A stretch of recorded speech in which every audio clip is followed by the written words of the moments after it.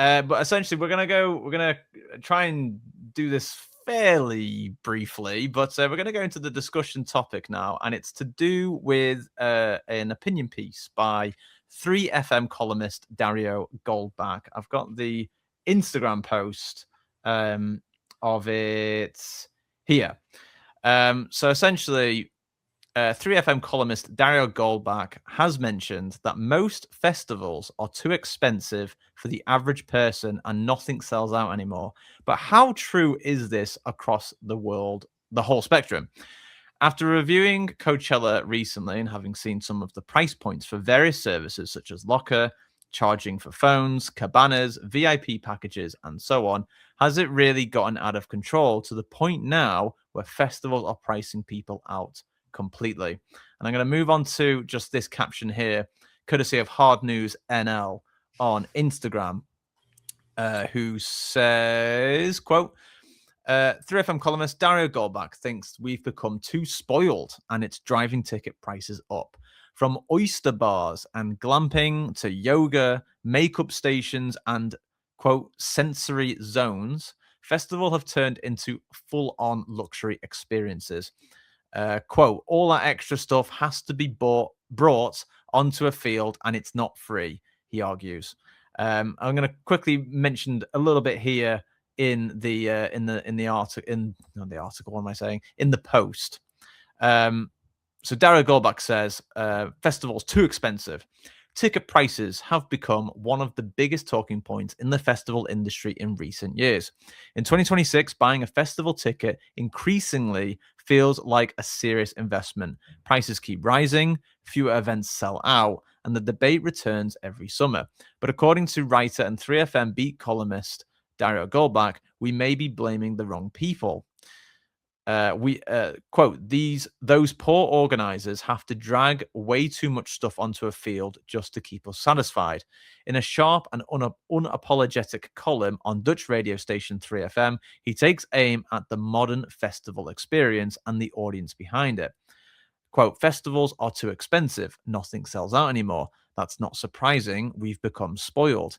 In his view, today's festival goer has turned into a demanding consumer, expecting more comfort, more options, and more curated experiences. Goldbach sketches a festival world that is drifting further and further away from its roots. What once started as a field with a stage and a sound system has evolved into a full-scale experience. The list is long and almost absurd. And as mentioned, oyster bars, glamping, and so on, including also, I've not seen this at festivals, but zip lines, tooth gems, acrylic nails, tattoo studios, sensory friendly zones, and glassware. What? Every extra comes at a cost, one that ultimately gets passed on in the ticket price. They let us in behind a fence and checked on Monday who survived. To make his point, Goldbach looks back at another era, Dower Festival 2011. His descriptions is raw, exaggerated, and instantly recognizable to anyone who has experienced it. No luxury, no frills, just music and the crowd. Food and drinks were simple, almost primitive. Warm beer in plastic cups and a sausage sandwich as the default option. Choices were minimal, vegetarian option, fries with mayo, vegan option, fries without. No curated food courts, no dietary menus, no personalization. You took what you could get. And then there was the weather. No covered areas, no wooden walkways, no staff handing out ponchos. When it rained, it really rained. You got soaked. There was nowhere to hide. The entire site turned into a thick, sucking mud field where every step became heavier. Or as he puts it, a place where you started to question whether you were still on Earth or stuck inside in some kind of K-hole.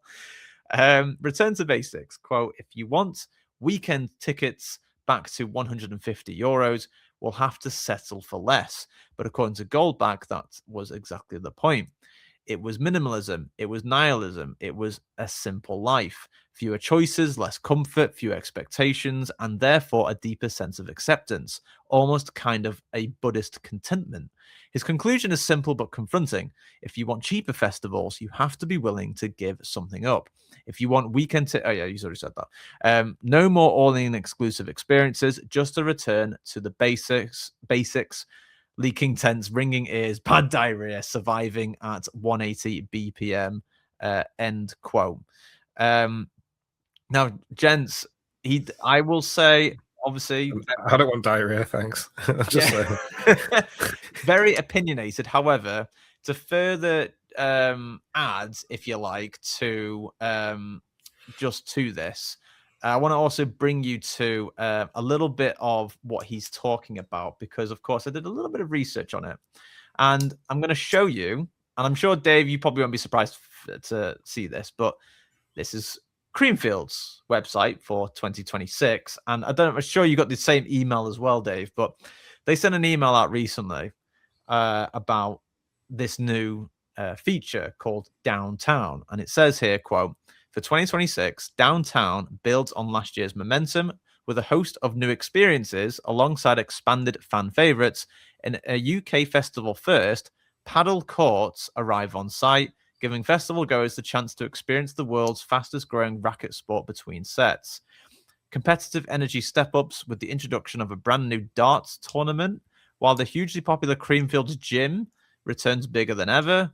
Now expanded with upgraded equipment, new training zones, and a full schedule of fitness challenges designed to test strength, endurance, and stamina. And there are 5 unique zones.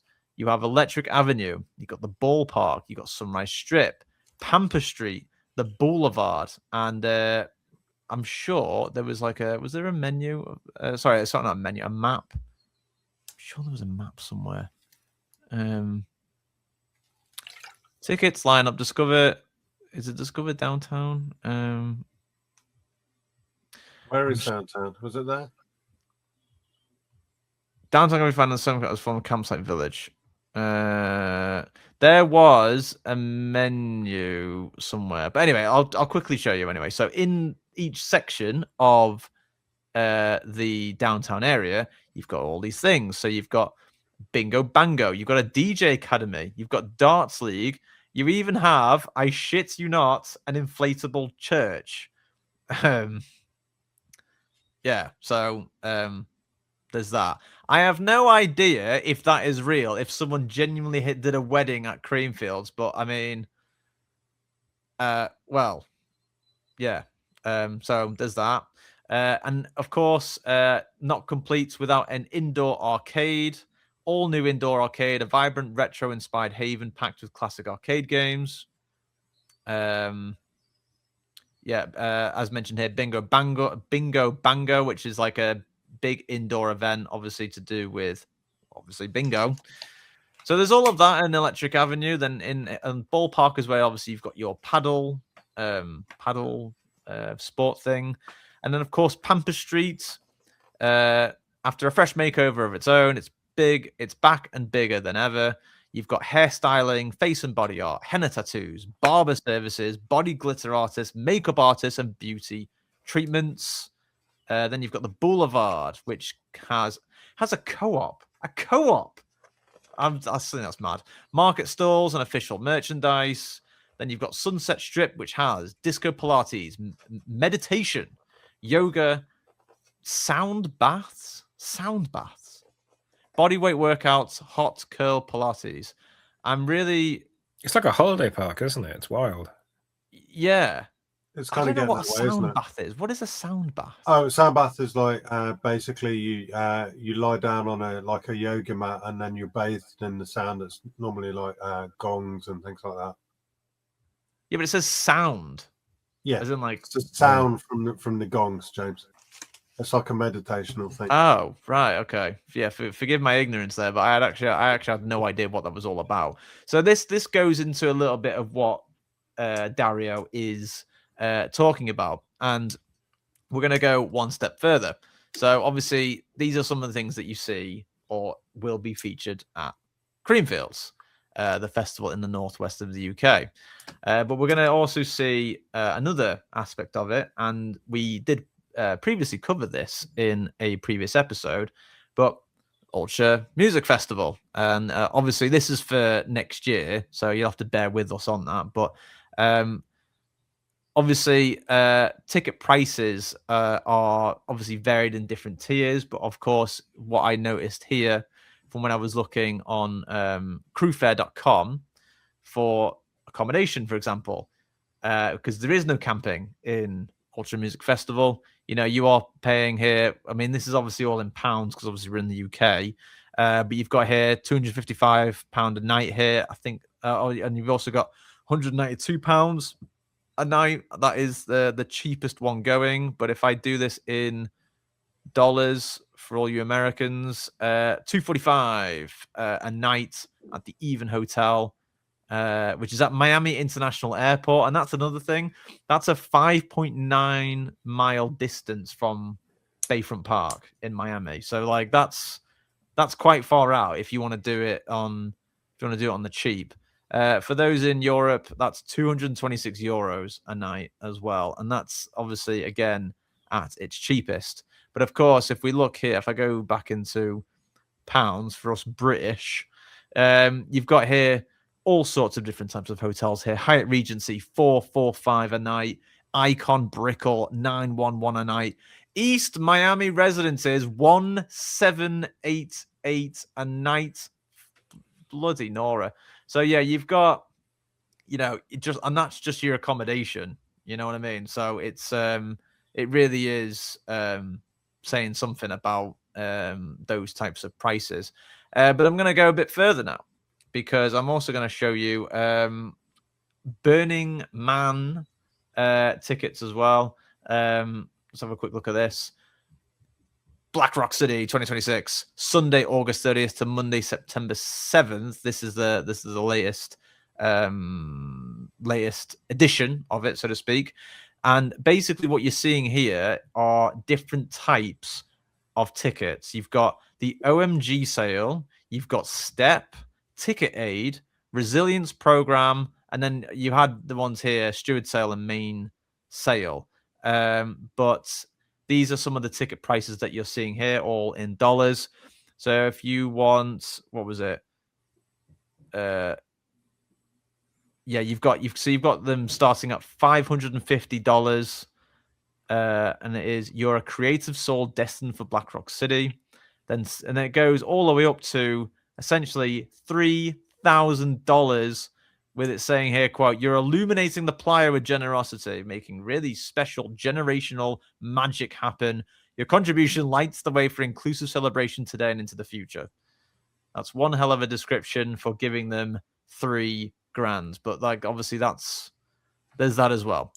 But then I'm going to go one further because I've done my research. So we're just to even things out. Obviously, we've seen one in the UK, two in the US, and now we've got this as well. Kappa Future in Torino, in Italy. A pretty stonking lineup.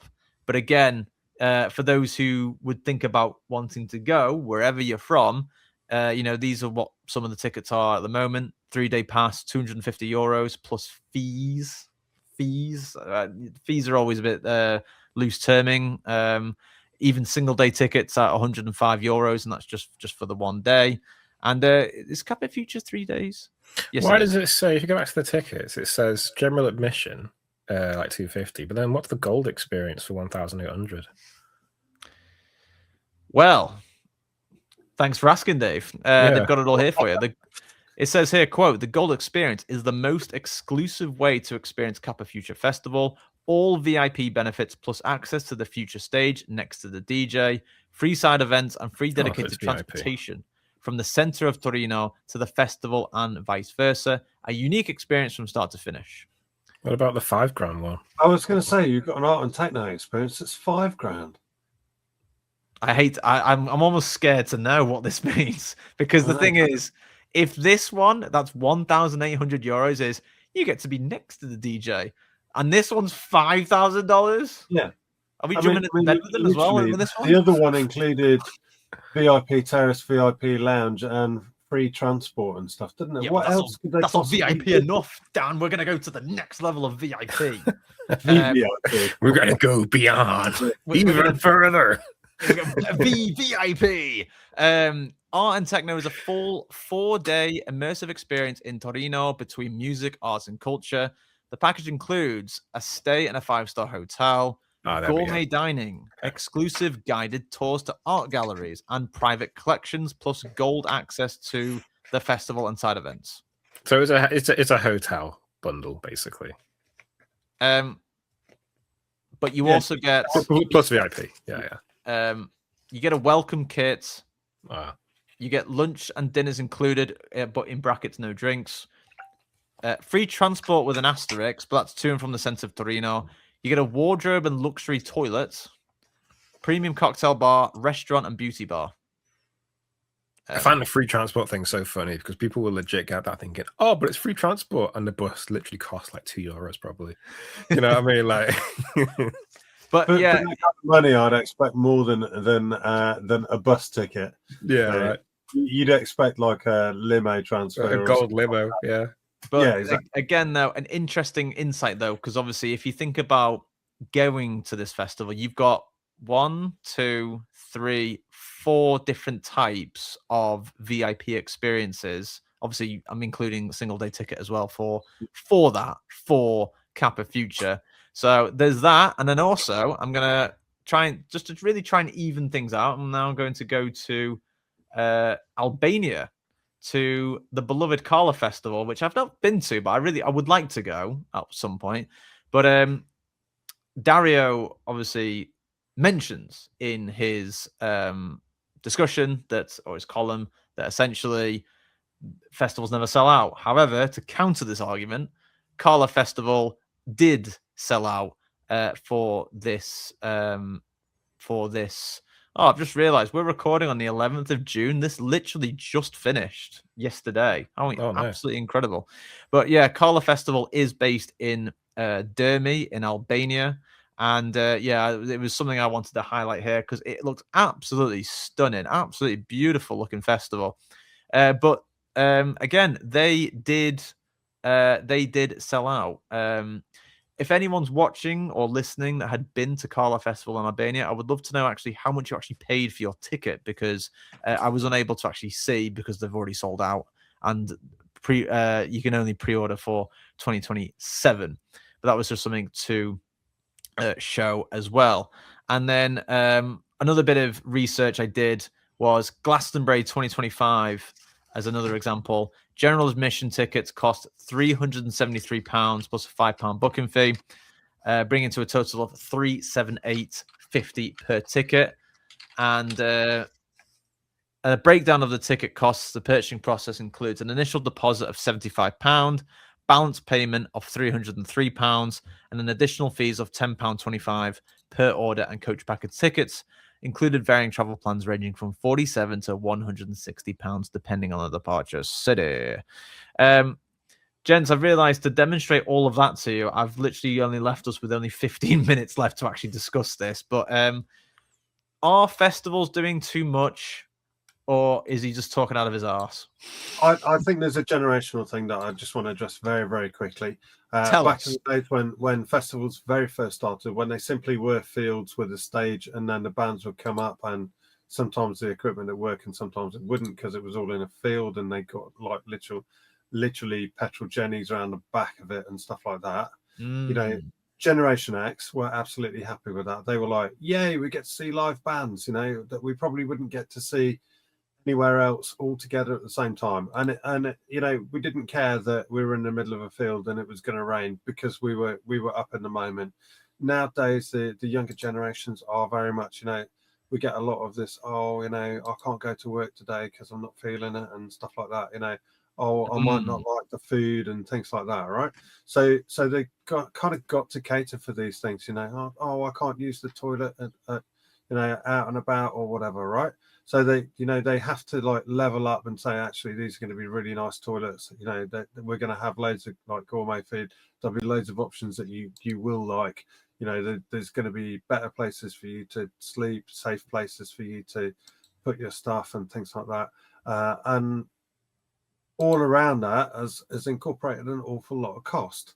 You know, there's also the kind of one-upmanship on the other festivals as well, with video displays and things like that. You know, it used back in the day, it was just a few coloured light bulbs that went on and off. You know, powerful lights nonetheless. Yes. But you know, now we've got like video production screens and things like that guys are working 6 to 9 months on the visuals behind the acts before they even get to that field, right? Oh, yeah. There's a lot of money and effort that goes into these things. So yeah, there is some money put into that. How important is it?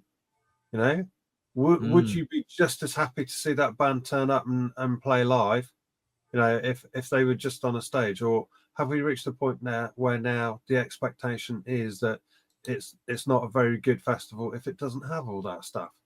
Well, that is precisely a very interesting question, because I would also ask in the sense of, say, if you know, there was an act or a number of acts at a festival lineup that you were like, oh my god, I so want to see them, because you never, like, this is your chance to see them, right? It's the one and only chance. But the festival ticket is really expensive, mainly because there are things like paddle courts and beauty bars and so on at this festival that might price you out. What are your thoughts on that?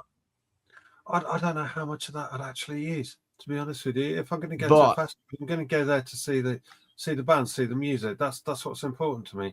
Yeah, no. What I mean is, I want to go and play paddle tennis or something, I'll go. No.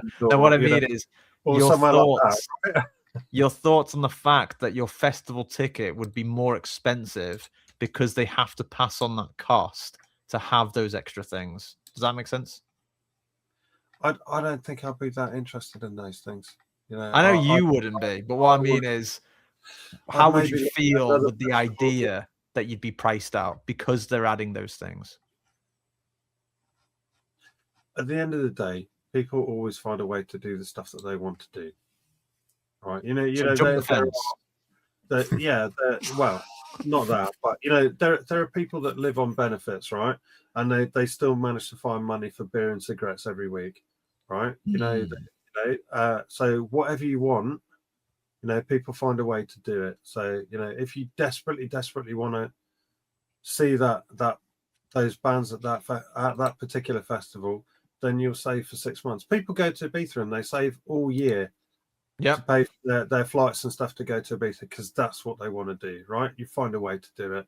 So is it pricing people out? No, not necessarily.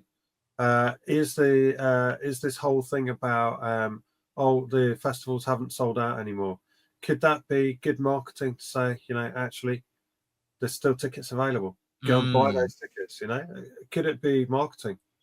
Yeah, and just to further add, actually, just for the research, Dave, thank you for actually clarifying that this was for a Collar Festival. Is that right? That's right. Yeah, I used way back. So oh, excellent. Yeah, and sold out really quick though. Like they sold out within like a couple of days. So that now, there you go. So like, you know, to almost counter argue that, what does that say to Collar Festival? Because I'm pretty sure they don't have an inflatable church and a paddle court, for example. No. I might float away because it's on the beach, right? Yeah, it was 325, and that includes the hotel stay at Carla, apparently. So interesting. Yeah.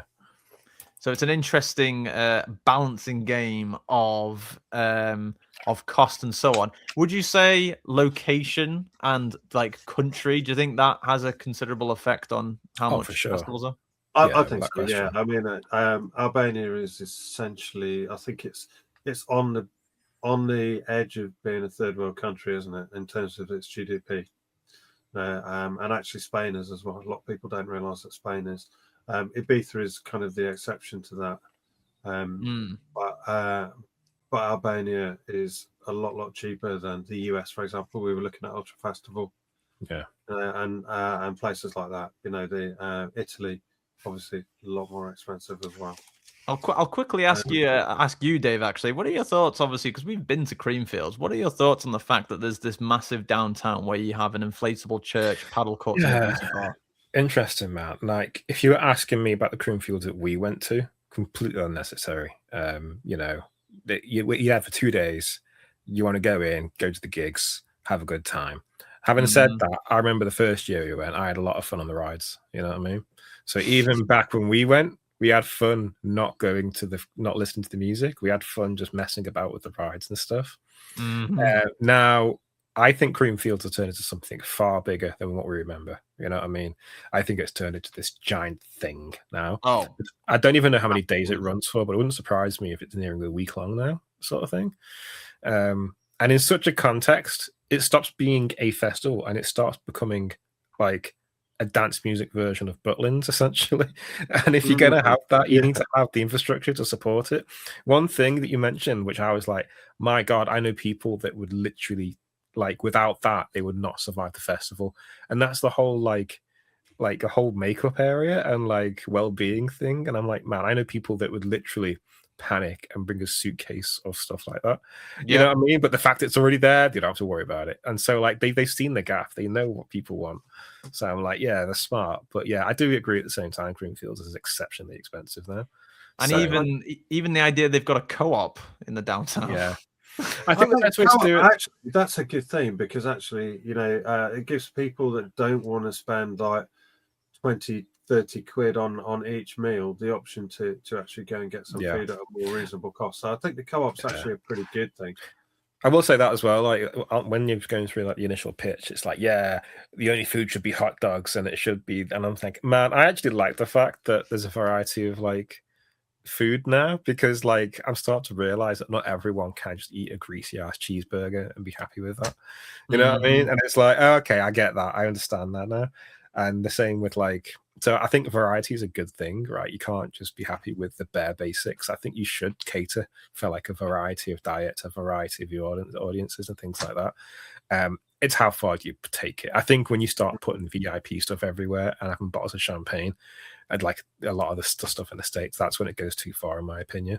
But just having a variety of food, yeah, that's good, man. I totally think that's a good idea. You know what I mean? Because yeah, not everyone can sort of eat a McDonald's and be happy with it. Maybe we could when we were younger. You know what I mean? Just one of those things that makes me think a little bit like how a festival can actually be. So you could almost say that what you're suggesting is to have some form of inclusivity in terms of like food options and perhaps drink options as well. But obviously, in your sense, I guess you're saying, but just not taking the piss with it. Yeah, a little bit. Like the inflatable church, yeah, it's a fun gimmick, but like how many fun gimmicks are they going to throw in? Do you know what I mean?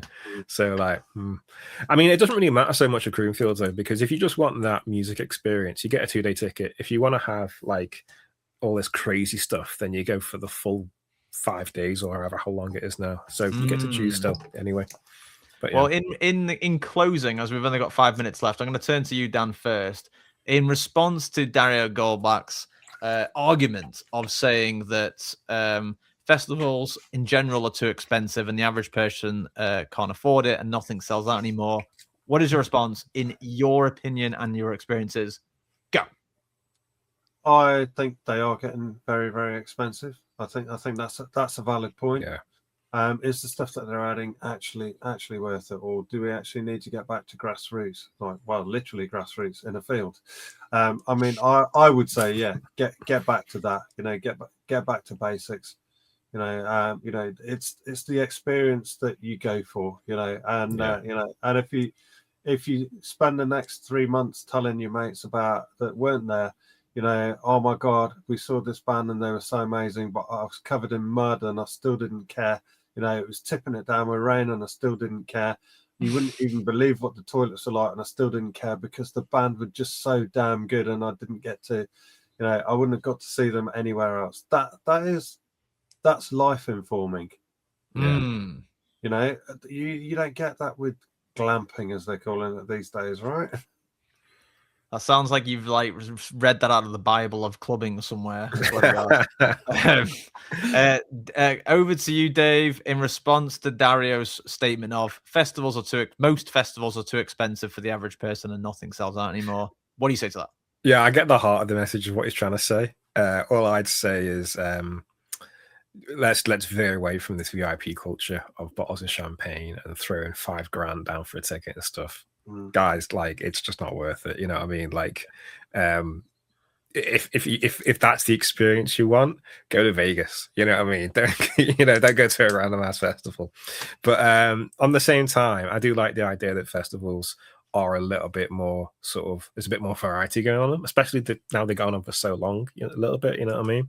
And like I said, for me, I don't care. I'm a smelly, grubby old guy, you know what I mean? But I can understand how some people do value showers. Like, I understand that completely. You know what I mean? So like, I get it, but like, yeah, I'll definitely say that I've in the past, when going to Creamfields, there was times where I thought, I wouldn't mind with a shower, but I put up with it. Do you know what I mean? Like, I think it's you like put up when with it for 5 days though.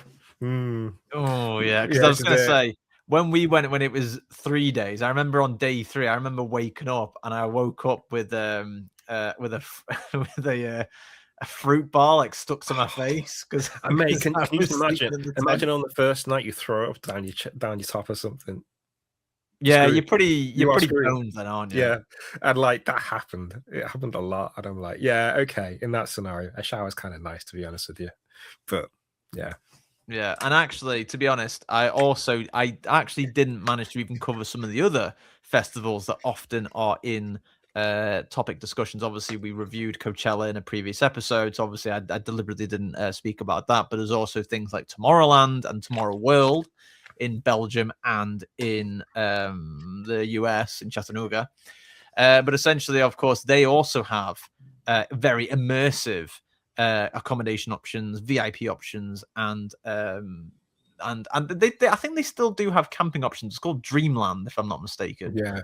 But again, I think there's a big difference between VIP bottle service and a shower. I think that's a completely different discussion. I'd agree with that. Yeah. So, or luxury toilets. Well, yeah. What's luxury about it? You know, it's clean? You know, like. Also, you know, I'm just a bit, I'm sounding a bit like a grumpy old man now, but this you are people thinking that they're very important people because they've got some money to throw around. That doesn't make you important. Yeah, that's also an interesting point as well. I think in closing, we can definitely say, on Dave's point of view, sort of, but not really. But we do like the food options. And then Dan is, yes, grassroots, quite literally. Let's just have an effing rave and have some lights and speakers, and we're all sound, aren't we?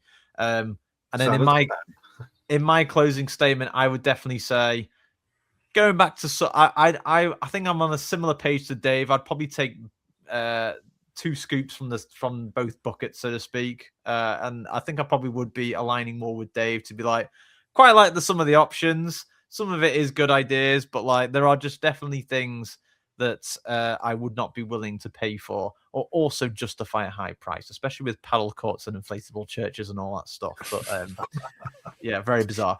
We've got 30 seconds left before we're ending the show, so let me just quickly